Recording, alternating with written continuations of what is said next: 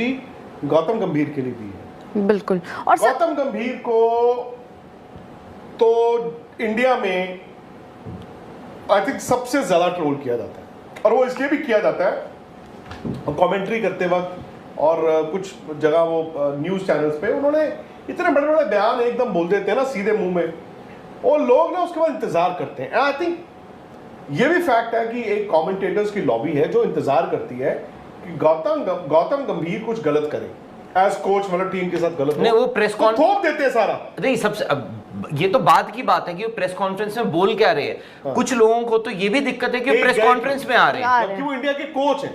आपको याद होगा संजय मांजरेकर ने वो एक ट्वीट किया था कि भाई गौतम गंभीर बॉम्बे से बंदा होना चाहिए, कि गौतम गंभीर क्यों आए हैं प्रेस कॉन्फ्रेंस में, क्या फायदा है, उनको बोलना नहीं आता है। सो पॉइंट वही है कि देखो गौतम की ताकत कह लो, कमजोरी कह लो, और मुंह फटा है, वो सीधा मुंह पे बोल देते हैं, ठीक है।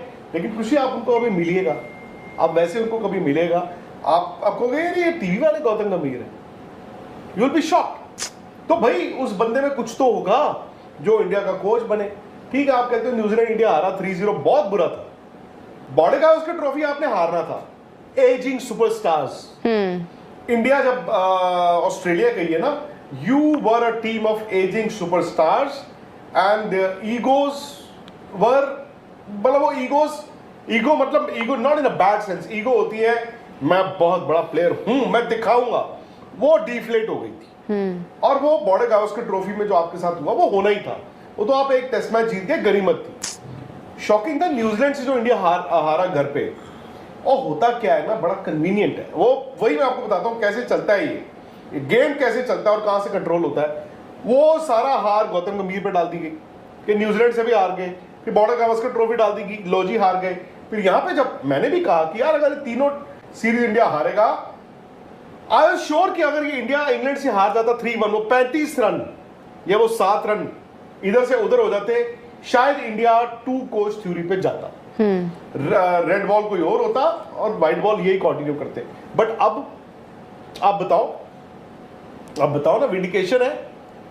वो उन्होंने कहा लो जी, ये लो मेरा टेम्पलेट, ये शुभमन गिल, ये गौतम गंभीर। एंड बाय द वे, मेरी कल वहां इंग्लैंड जाकर राहुल से मैंने पूछा, हमने भी चर्चा की थी कि भाई मतभेद मनभेद, आपको याद होगा तो बहुत लोगों ने कहा कि घुसुंडमुखी हो गई थी ड्रेसिंग रूम में, कप्तान और कोच ने ये कर दिया आपस में, ऐसा कुछ नहीं हुआ था।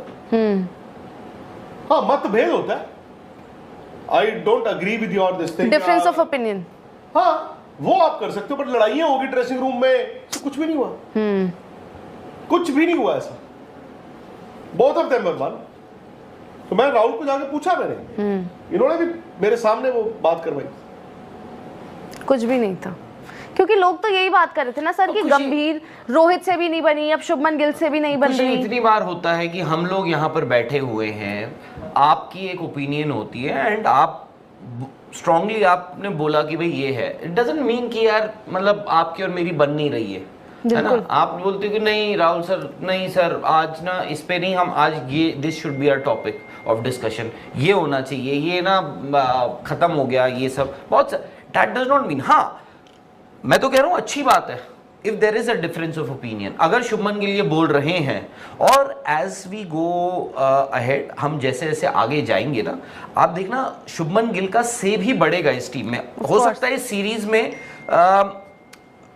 गौतम गंभीर का ही से रहा हो। एंड बाय द वे हम सब एक चीज और भूल रहे हैं, Ajit Agarkar. Ajit Agarkar was there throughout the series. And by the way Ajit Agarkar हर एक प्रैक्टिस सेशन में उनको देखा जाता, इवन सोचो इंडोर नेट सेशन में भी वो आ जाते थे जो ऑप्शनल है, जिसमें आपको पता है कल की 11 का एक प्लेयर नहीं खेलेगा, वो उसमें भी होते थे। तो वो सब चीज़ें हैं। और मतलब अजीत अगरकर इवेंचुअली जो हम विंडिकेशन की बात कर रहे हैं सिर्फ गौतम का नहीं है, वो बीसीसीआई का भी विंडिकेशन है, वो अजीत अगरकर का भी विंडिकेशन है टू अ ग्रेट एक्सटेंट, और वो शायद से आज शुभमन गिल का भी है। शुभमन गिल सीखेंगे, सीखते रहेंगे, बट क्या होता है अब वो एक सीरीज है ना, एटलीस्ट उनके पास एक कुशन भी है, और आई थिंक अब ना एक कॉन्फिडेंस की बात भी होती है। शुभमन गिल की एक कॉन्फिडेंस की भी बात होती है जो उनमें अब आपको दिखेगा, उनकी बैटिंग में दिखेगा, उनकी कप्तानी में दिखेगा। आई थिंक कभी कभार क्या होता है, आपको ऐसे खिलाड़ी चाहिए होते हैं जो ना आपके लिए, अपने लिए, टीम के लिए मर मिटने को तैयार हैं। वो जो हमने मोहम्मद सिराज में देखा, जो हमने शायद से ऋषभ पंत में देखा, जो शायद से जायसवाल में देखा। आज हम बात करेंगे गौतम गंभीर की कोचिंग के बारे में। गौतम गंभीर जब से कोचिंग इन्होंने ज्वाइन की है ना, तो 2024 के बाद इंडिया टेस्ट सीरीज़ हुई हैं जो कि न्यूजीलैंड के साथ वो हार चुके हैं ये, और ट्रॉफ़ी भी हार चुके हैं। अब ये ट्रॉफ़ी जो हुई है इंग्लैंड में, उसमें भी शुभमन गिल जो कि कैप्टन बनाए गए और लगता था कि इंडिया ये सीरीज़ भी हार जाएगा, लेकिन इंडिया वालों ने अच्छी परफॉर्मेंस दिखाई।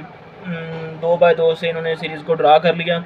अब इसमें हज़ारों सवाल खड़े होते हैं कि शुभमन गिल की कोई वजह है या गौतम की कोई वजह है जिसकी वजह से ये विराट कोहली और रोहित शर्मा को फ्रंट पर नहीं लेकर आ रहे।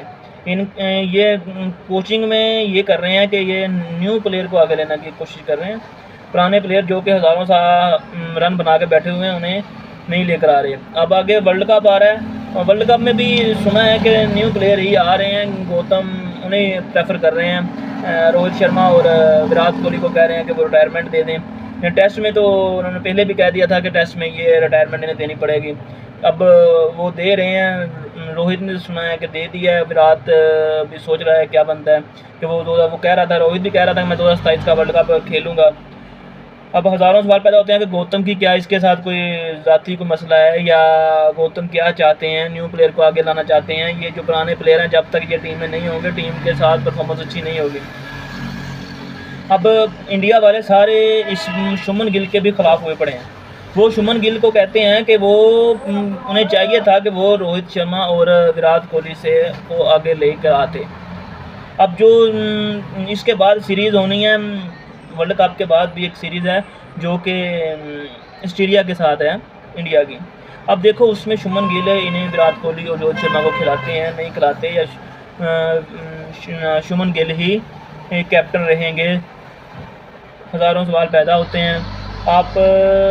हम बात करें तो शुभमन गिल को वैसे तो लोग बहुत ख़िलाफ़ हैं इसके, और गौतम के साथ भी काफ़ी लोग नफ़रत करने शुरू कर दिया लोगों ने कि ये अच्छा नहीं कर रहे हैं। अब हज़ारों सवाल के पीछे क्या वजह हो सकती है, क्या रीज़न हो सकती है, ये हम कोशिश कर रहे हैं ताकि आपको हर बात बताई जाए। आप वीडियो के साथ जुड़े रहें, आप भी अपनी राय का इजहार लाजमी कीजिएगा। आपको कोई बात मिलती है तो हमसे शेयर लाजमी कीजिएगा ताकि हम आगे ऑडियंस को बता सकें। आप वीडियो के साथ जुड़े रहें ताकि हमारी हर आने वाली वीडियो आप तक पहुंच सके। वीडियो को लाइक करें, सब्सक्राइब करें चैनल को। Best of luck.